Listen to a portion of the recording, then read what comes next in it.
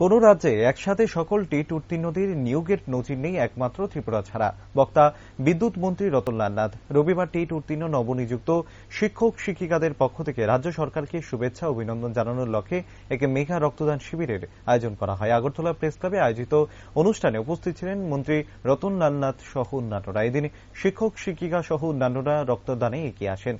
বক্তব্য রাখতে গিয়ে মন্ত্রী বলেন, সবসময় ইতিবাচক দৃষ্টিভঙ্গি রাখতে হয়, আর এই সরকারের মধ্যে সেই ইতিবাচক দৃষ্টিভঙ্গি রয়েছে, যার ফলস্বরূপ সকল টেট উত্তীর্ণ শিক্ষক শিক্ষিকাদের একসাথে নিয়োগ করা হয়েছে, যা গোটা দেশের মধ্যে বিরল। অন্যদিকে তিনি আরো বলেন, 2022-2023 অর্থ বছরে 42,481 ইউনিট রক্ত সংগ্রহ হয়েছে, আর এটা রাজ্যের জন্য রেকর্ড সংখ্যক রক্ত সংগ্রহ।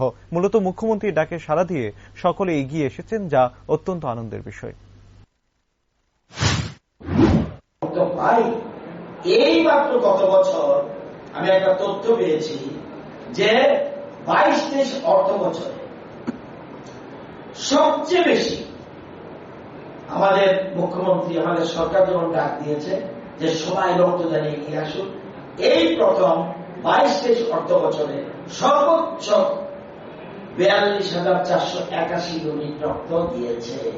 মানুষ আজকে পরিবর্তন, টোটাল চেঞ্জ, টোটাল পরিবর্তন, পজিটিভ দৃষ্টিভঙ্গি, ইতিবাচক। ওই যে বলছিল কেউ কেউ ভক্তি করে, ইতিবাচক হতে হবে, নাই বলে কোনো শব্দ নাই, পজিটিভ হতে হবে, ইতিবাচক হতে হবে। ভারতবর্ষে কোথাও একসাথে সব টিচার চাকরি দিচ্ছে নি? আসেনি রেকর্ড? আসেনি?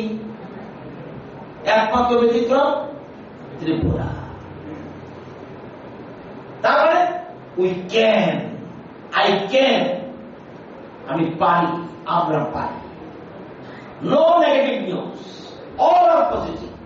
এই যে বলছে 42,481, আমারও সন্দেহ হয়েছিল আদৌ 42,000 এত ইউনিট রক্ত। আজকে মানুষের মন পরিবর্তন হয়ে গেছে। মানুষ, আমার তো মাইন্ড সেট আপ অন্যরকম ছিল, কার জন্য দোষ আমি বলবো না। দীর্ঘ বছর আমাদের এই রাজ্যের মানুষের মানসিকতা নেগেটিভ হয়।